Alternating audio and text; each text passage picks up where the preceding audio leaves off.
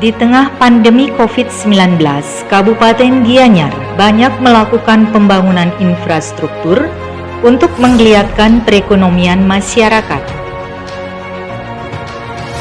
Mungkin banyak kalangan dan masyarakat bertanya, kenapa Pemkab Gianyar membangun infrastruktur di masa pandemi COVID-19 dan krisis atau resesi ekonomi?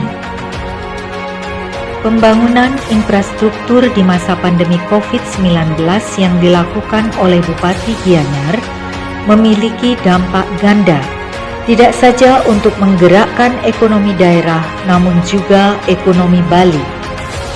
Yang pertama, untuk menyerap tenaga kerja.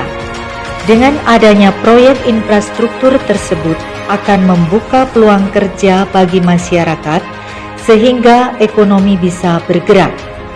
Yang kedua, akan memicu perputaran ekonomi.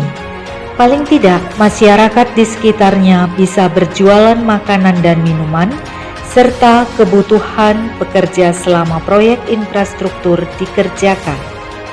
Yang ketiga, pembangunan infrastruktur tentu membutuhkan material bangunan yang disediakan toko bangunan di Gianyar dan material bangunan yang didatangkan dari kabupaten lain.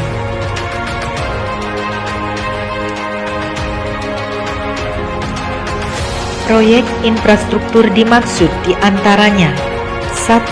Pembangunan Pasar Sukawati Blok A, B, dan C senilai 200 miliar rupiah lebih.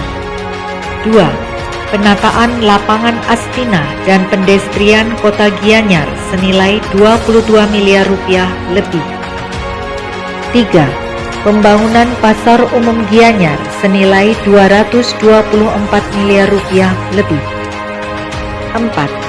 Pembangunan gedung pelayanan RSUD Sanjiwani Gianyar senilai 135 miliar rupiah lebih. 5. Penataan Taman Kota Gianyar yang disertai penanaman kabel listrik dan kabel optik di sekitar Taman Kota senilai 1,9 miliar rupiah lebih. 6. Rekonstruksi ruas jalan Kemenuh Tegenungan senilai 1,9 miliar rupiah lebih. 7. Pembangunan jembatan Siangan Loksrane senilai 1,3 miliar rupiah lebih. 8. Pembangunan pabrik air minum dalam kemasan senilai 49 miliar rupiah lebih. 9. Pembangunan RSU Payangan senilai 14 miliar rupiah lebih. 10.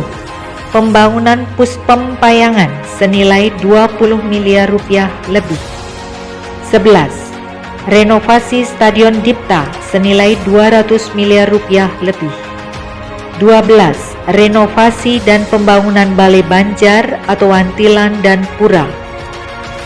Dan pembangunan infrastruktur lainnya untuk mewujudkan penguatan desa adat yang bertumpu pada nilai-nilai adat, budaya, dan agama berupa revitalisasi Wantilan Pura ataupun Balai Banjar, pembangunan kantor majelis desa adat, di mana nilai keseluruhan pembangunan infrastruktur tersebut mencapai 1,2 triliun rupiah lebih. Pada tahun 2022, kebijakan pembangunan infrastruktur diarahkan untuk memastikan setiap pembangunan infrastruktur yang sudah dilaksanakan dapat berfungsi dan dipelihara secara fisik untuk mendukung ketahanan ekonomi dan budaya, sehingga benar-benar dapat mendorong pemulihan ekonomi dalam jangka pendek dan meletakkan fondasi transformasi sosial ekonomi dalam jangka panjang.